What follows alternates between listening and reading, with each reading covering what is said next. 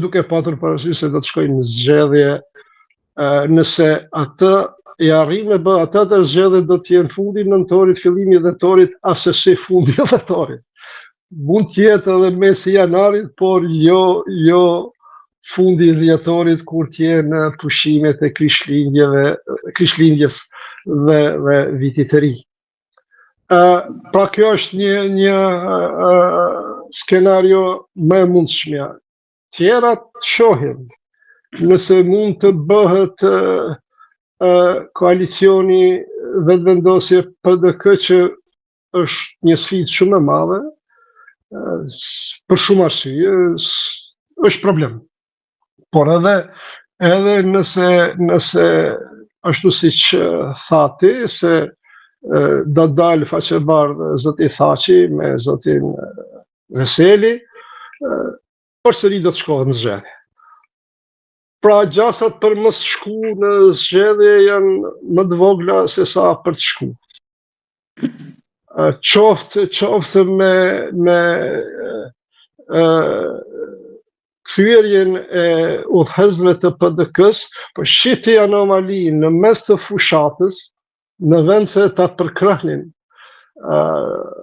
zotin Hamza, eksponent të PDK-s thoni do ta sheh kur të kthehet kryetari i Thaçi, kryetari i Veseli. Edhe ata vetë, domethënë janë të ndërgjegjësin që kanë një teknikë atë. Po ja e i binte që zoti Hamza nuk është kryetar, e kemi kështu veç sa për të thënë. Gomë rezervë. Drejtimi bëhet drenic, vetëm sa firmosen. Po nuk bëhet ashtu fushata. Nuk bëhet ashtu fushata. Pastaj deklaratat e panevojshme të zotit Lyshtaku që duke ditur se vetëvendosja do dalë fitues dhe pa vetëvendosjen është vështirë të zgjedhet presidenti, jepte deklarata panevojshme, acaruese që tashti i ka fut në siklet edhe PDK-n, edhe nëse ata të cilët duan të bëjnë koalicion me vetëvendosjen, flas për PDK-n, që janë disa aty, zoti Haliti o deklaru, nëse s'ka bëj, më duket se u deklaru, po tashti po japin deklarata shumë që ai e përkrah një koalicion me vetëvendosjen, por si t'ja bëjnë tashti me zotin Lyshtaku dhe si të tillët, që nuk është vetëm se ai, ka dhe shumë të tjerë që janë deklaruar ngjajshëm. Apo megjithëse me AK-n edhe ashtu nuk zgjidhet problemi në mes koalicionit mendoj VV AK, por si do të bëjnë ata koalicion me Albin Serbin? Ashtu vetëm nëse Ramushi bëhet president. Këtu pastaj harrohet ajo pjesë. Albin Serbia shka shndrohet në Albin Shqipërinë? Dalim tek ajo që ne nisim te politika ka apo s'ka moral pastaj. Se edhe Vjosa edhe Osmani pasi u mbytën kutica, se tek dallim të mas me zotin Kurti, na dallojnë gjëra. Shikoni, unë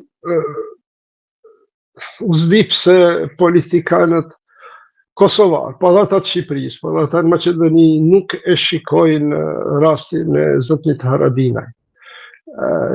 Zotni Haradinaj, thëmë është Adem Jashari i gjallë. Nëse dikush e ka mbajt luftën, e ka mbajt zotni Haradinaj. Pastaj dy vëllezër të vrarë në luftë, me pushndorë. Do më thënë, në aspektin patriotik ne mund t'i themi çfarë të duam zotni Haradinaj, por ai është Adem Jashari i gjallë, nëse mund të thuhet. Dhe sjellja e tij politike ka bërë që ai gjithmonë të luftoj për prak. Pra, nëse kosovarë, dhe thusi kosovarë, gjithat sakrifice dhe ja njohin, por për shkak të sjelljes së tij politik nuk e kanë shpërbly. Çka presin këta tjerë se kom qa? Dakord, kam parasysh strukturën, ja arrit të bëj një strukturë, si që bënte Zotmir Thaçi dikur, ishtinta që gjitha ato parti të vogla, partit islamiste, krishteriste, demokristiane, drejtësin, fjallën e tjera, por nuk shkonte më shumë se 37%. Prandaj nuk është se morali, nuk është etika, nuk është e nevojshme në politika, por nuk është e rëndësishme, shumë e rëndësishme dhe shumë e nevojshme. Unë them, shembulli më i mirë është Ramush Haradinaj. Nëse ati njeriu mbas gjithë asaj vepre, sakrifice të bërë, nuk e kanë shpërbly votuesit për shkak të sjelljes së tij në politikë, çka po pritni për ju të tjerë? Mendoni se ma shumë do t'ju si them, tolerojnë? Nuk o toleru Ramushi, nuk toleroni asje. Kështu që t'i keni mend se çfarë sjellje bënin në politikë. Shumë është me rëndësi morali, etika dhe imazhi të cilin e krijoni. Kjo vlen sidomos për Albinin, se sikur ka fillu fama t'i bie në kry. Ju e njihni për te asaj që duket. Zoti Tani do ta mbyllim siç është bërë traditë tashmë në këtë bisedë me situatën gjeopolitike. Tashmë ne nuk kemi vetëm SBA-n që gjithmonë çdo javë thotë jemi më afër një marrëveshje, por kemi edhe Iranin, ishte ministri i jashtëm që tha po këtë radhë jemi më afër se kurrë një marrëveshje. Tensionet me Izraelin, përplasja e Trumpit me Netanyahun, në marrëveshje përfshihet edhe Libani, ndërkohë që Jo, Libani si pas palës izraelite, Libani nuk është përfshi. Se s'ka me çfarë merret me trajtje. Prandaj marrëveshje nuk ka. Por është shumë më interesante që po ndodh në Ukrainë për neve shqiptarët, se sa çfarë po ndodh në Iran. Në Gjirin Persik hiqe naftën, cila po na prek çmimi i naftës, flas për benzinë, petrolin. Për ndryshe, shikoni, unë në vitin 1999, përkundër faktit se ishin zgjedhjet në Izrael, Netanyahu u çu dhe i mbrojti atë bombardimin e Serbisë, madje pati edhe një fjalim shumë prekës. Ne të cilët e dim Holokaustin e tralala, dhe ndihmën e parë të cilën e kanë marrë refugjatët në Bllase ka qenë nga Izraeli. Njëjtën gjë e bëri edhe Baraku, Ehud Barak, i cili e mposhti në ato zgjedhje Netanyahun si lideri i opozitës, doli edhe e përkrahu bombardimin e Serbisë me një fjalim pothuajse të ngjashëm.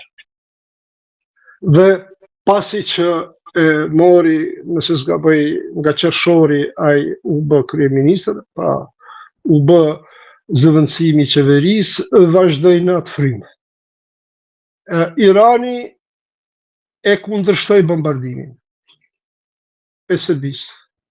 Pastaj e tha dhe atë broshkullën se ne jemi që të ketë kujdes Serbia kundër dhunës ndaj popullatës muslimane, bla bla bla. Por ishte kundër bombardimit të Serbisë. Kjo vlen për sidomos shqiptarët e Kosovës edhe të Maqedonisë. Pa bombardimin e Serbisë nuk do të kishte as ushtri çlirimtare kombëtare, flas UÇK të Maqedonisë, sepse u desh pari Serbia të bombardohet, të fitoj UÇK-ja në Kosovë, e pastaj të krijohet UÇK-ja e Maqedonisë, dhe të fitojnë ato të drejtat të cilat akoma sun po munden të implementojnë. Pra, kjo vlen për islamistët e Kosovës, sidomos Kosovës të Maqedonisë, por edhe të atyre që i kanë dy kokra mend në Shqipërinë lëndineze. Prandaj, kur të flasim për luftën në Gjirin Persik, duhet të kemi parasysh gjithmonë këto. Unë jam kundër politikës së Netanyahut që e ekzekutoi në Gazë. Bile vjetë, kur u bëje njëra nga protestat më të mëdha me kolegë të mi të punës, që janë hebrej edhe ata, marrën pjesë në atë protestë. Ishte masive në Londër.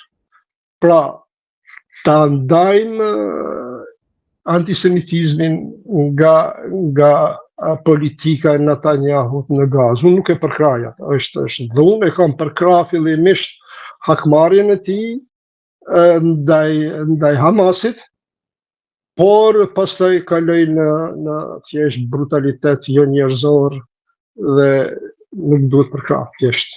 Pa marrë parasysh se me një paqe, themi, disa vjeçare, pastaj gjeneratat do të dalin, pra riziku që pas disa viteve të dalë një Hamas tjetër,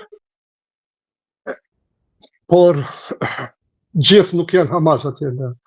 Gjithë ata fëmijët që pësuan pa nevojë, gjithë ato nëna shtatzane, kanë mund të lindin fizicient, çka di unë atje, shkencëtarë të cilët do të ndihmonin njerëzimit e tjera, tash mos filloj me parashikime se çfarë mund të dalë nga këta fëmijë. Të ke fundit, dikun e lexova, ishin mbi 100.000 viktima, shumë të fëmijë, nga kafshimi i gjaknit në këto viset rurale në Azi në Afrikë, sepse kanë zbatur shkelin, tash çfarë të bëjnë? Ti vrasëm ka i gjaknit, sepse ekziston rreziku që ti kafshojnë fëmijët e pafajshëm. Pra, Izraeli duhet, atë që ndeshta ta them, Izraeli duhet të jetojë edhe me mundësinë e rrezikut që në vitet e ardhshme t'i lajmërohet një Hamas, por ai rrezik nuk jep të drejtë që të bëjë gjenocid në Gazë, kaq. Tali, falenderoj shumë për bisedën edhe çështjet që trajtuam. Deri në fundjavën e ardhshme uroj që të kemi zhvillime pozitive dhe ndoshta edhe një zgjidhje të kësaj situate në Tiranë, edhe sigurisht edhe në Prishtinë, që atje duket sikur është çik më vështirë. Të falenderoj shumë. Ishte kënaqësi për atë dëshirën tonë për Tiranë, e themi nga goja jote në vesh të Zotit. Amin. Inshallah realizohet shumë shpejt. Të falenderoj shumë. Përshëndetje. Mirupafshim.